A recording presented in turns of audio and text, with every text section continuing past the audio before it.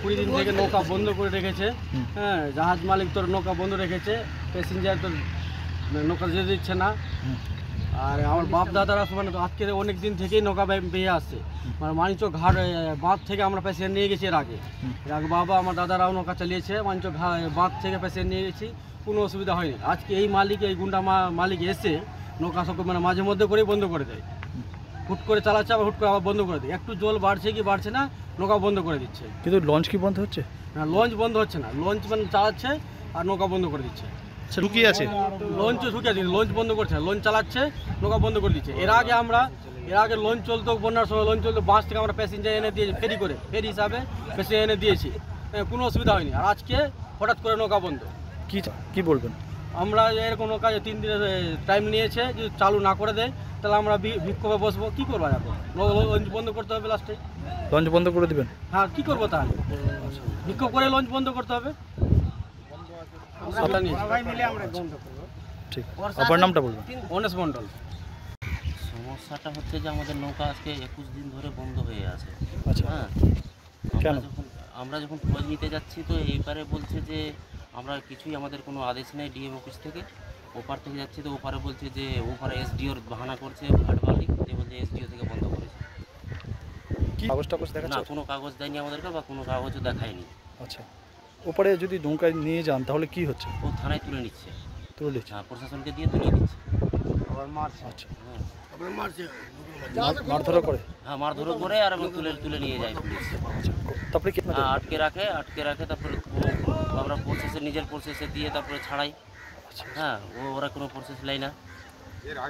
ওরা কোনো কাগজ টাগজ দেখাচ্ছে না? ওরা কোনো কাগজ দেখাচ্ছে না আমাদের। এইভাবে আমরা মনে করছি এরা ঘাটবালার চক্রান্ত। কোন ঘাট?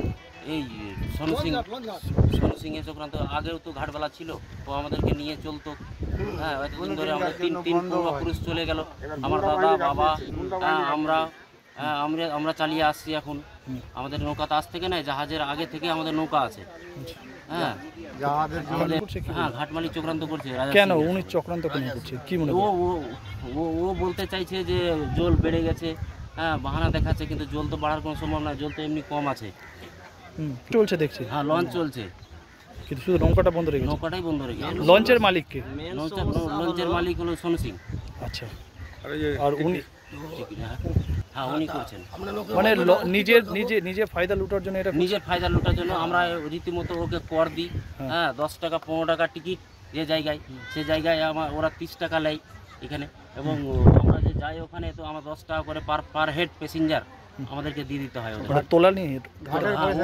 কি তোলা? কে নেয় এটা? ওটা ঘাট মালিক। আচ্ছা, তো এই কথা বাংলার এখানে পশ্চিমবঙ্গের নৌকা চালক, তো ঝাড়খণ্ডের প্রশাসন এইভাবে যে করছে, আপনারা কোনো ব্যবস্থা বা কাউকে জানাননি? হ্যাঁ, জানিয়েছি, ব্লক ডিপার্টমেন্টকে জানিয়েছি এবং এসডিও সাহেবকে জানানো হয়েছে, সভাধিপতিকে জানানো হয়েছে। কেউ এখন কি আশ্বাস দিয়েছেন তারা? ওরা বলছে আমাদের এখন রিপোর্ট পাঠিয়েছি জেলায়, রিপোর্ট জেলা থেকে এখন আসেনি, ও সময় চেয়েছে 3 দিনের। ওরা বলছে 3 দিনের মধ্যে আমরা জানাচ্ছি। সমস্যা বলতে আমাদের কোনো জীবিকা নেই, জীবিকার একটাই সমস্যা যে আমাদের নৌকা ছাড়া কোনো মানে ইনকামের কোনো সোর্স নেই। যা ইনকাম আমাদের নৌকা থেকেই, আমাদের ফ্যামিলি চলে নৌকা থেকেই, যা কিছু করতে হয় সব নৌকা থেকেই আমাদেরকে করতে হয়। আদার্স আমাদের কোনো সাইড, কোনো ব্যবসা নেই। হ্যাঁ, যে অন্য ব্যবসা করে খাবো, আমাদের কোনো ব্যবসা নেই।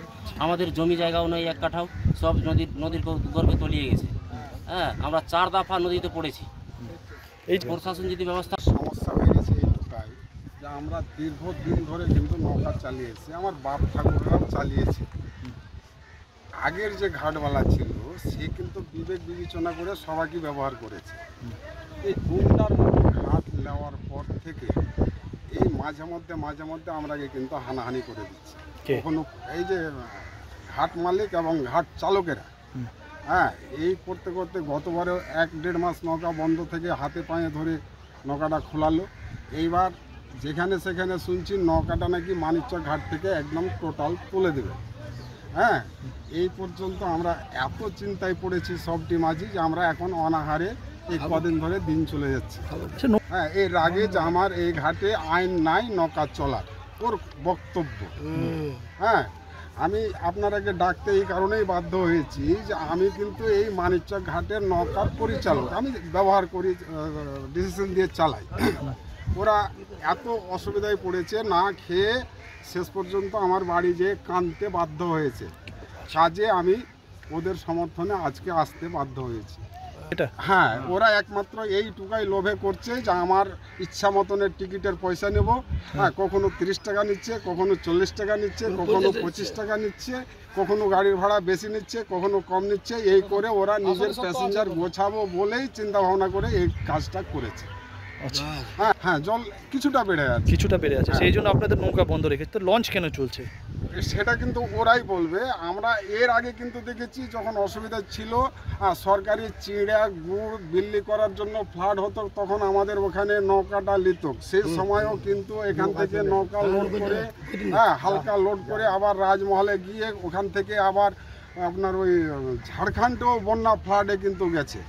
হ্যাঁ, আমাদেরই নৌকা কিন্তু গেছে। হ্যাঁ, কিন্তু এখন যে 1 মিটার হয়তো 1.5 মিটার জল বেড়েছে কিনা জানি না, এই পর্যন্ত জল বাহানা করে আমার নৌকাগুলোকে স্ট্রাইক রেখে দিয়েছে। এখন মাঝির ছেলে পিলে লেখাপড়া নিয়ে রুজি রুটি নিয়ে দারুণ অসুবিধায় পড়ে গেছে ঝাড়খণ্ড। হ্যাঁ, এটা হচ্ছে মেন যারা ঘাট চালাচ্ছে, সোনবাবু যে আছে, সোনবাবুর যারা ঘাট চালাচ্ছে, সোনবাবু হয়তো বুদ্ধি দিচ্ছে না কে বুদ্ধি দিচ্ছে জানি না, কিন্তু ঘাট চালক এখানে যেমন আনান আছে, রাজা আছে, অভিষেক আছে, হ্যাঁ, এই রকমের লোকগুলো বুদ্ধিজীবী, বুদ্ধি ভাঙিয়ে এইসব কাজ করাচ্ছে যে আমি যদি কোম্পানিকে ইনকাম করে না দিব তাহলে আমি ভালোবাসা হবো কি করে। হ্যাঁ, এই পজিশনের জন্য এরা এই ব্যবহারটা করছে। আপনারা কি চাইছেন? আমরা চাই রুজি রুটির ব্যবস্থা, পেটের ব্যবস্থা। ছেলেপিলের আজ 1 মাস ধরে হয়তো টিউশনি দিতে পারছি না, স্কুল পাঠাতে পারছি না, জামা কাপড় কালো হয়ে থেকে যাচ্ছে, এরকম